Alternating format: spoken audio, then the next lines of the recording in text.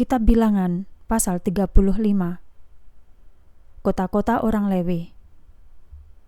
Tuhan berfirman kepada Musa di dataran Moab, di tepi sungai Yordan dekat Yerikho.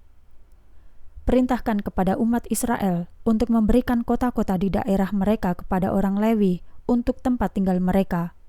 Kamu juga harus memberikan kepada orang Lewi tanah penggembalaan di sekitar kota itu. Kota-kota itu akan menjadi tempat tinggal mereka dan tanah penggembalaannya untuk hewan serta ternak mereka. Kamu harus memberikan tanah penggembalaan kepada orang Lewi sejauh 1000 hasta dari tembok kota.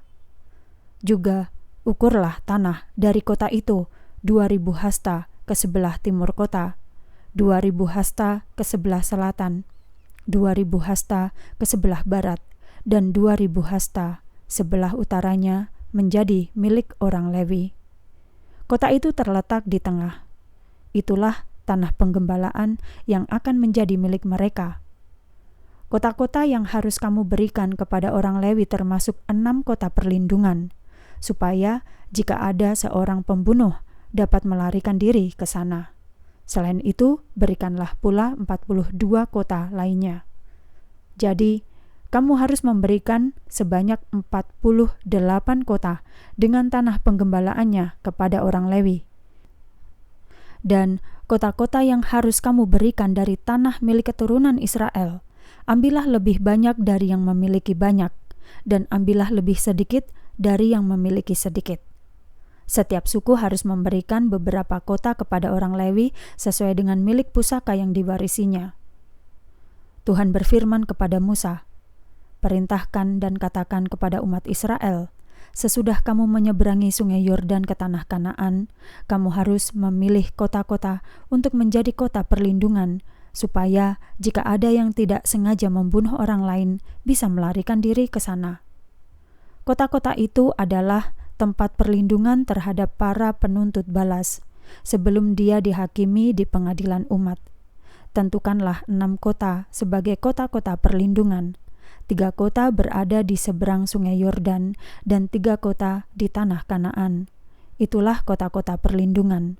6 kota itu akan menjadi tempat perlindungan bagi orang Israel, orang asing, dan pendatang di antaramu. Siapapun dapat melarikan diri ke sana jika telah membunuh orang secara tidak sengaja. Jika dia memukul seseorang hingga mati dengan benda besi, dia adalah pembunuh dan dia harus dihukum mati. Jika dia dengan batu di tangan membunuh orang lain, dia adalah pembunuh dan dia harus dihukum mati. Jika dia dengan sepotong kayu membunuh orang lain, dia adalah pembunuh dan dia harus dihukum mati. Jika seorang penuntut darah bertemu dengan pembunuh itu, dia harus membunuhnya.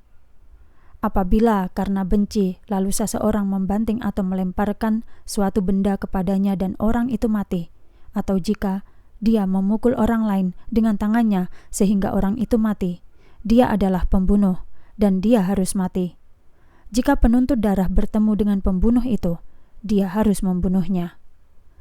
Jika dia tidak sengaja membunuh orang dengan membanting atau melempar suatu barang, atau tanpa melihat telah menjatuhkan batu kepada seseorang sehingga mati, sedangkan dia tidak bermusuhan dan juga tidak berniat mencelakakannya.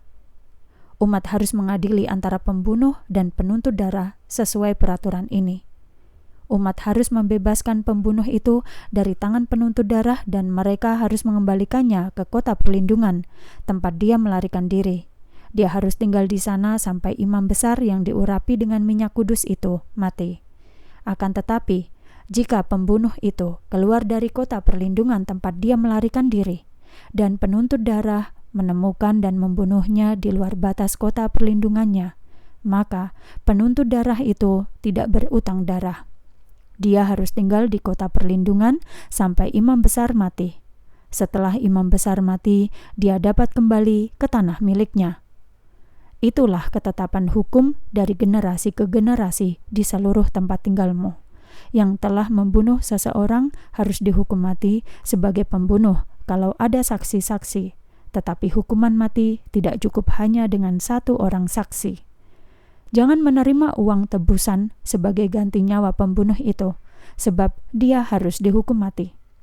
Juga jangan menerima uang tebusan dari orang yang melarikan diri ke kota perlindungan agar dia dapat kembali ke tanah miliknya sebelum imam besar mati. Jadi, janganlah kamu mencemarkan tanah tempat tinggalmu, sebab darah itu telah mencemarkan tanah itu. Pendamaian bagi darah yang tertumpah itu hanya dengan tumpahan darah pembunuh itu.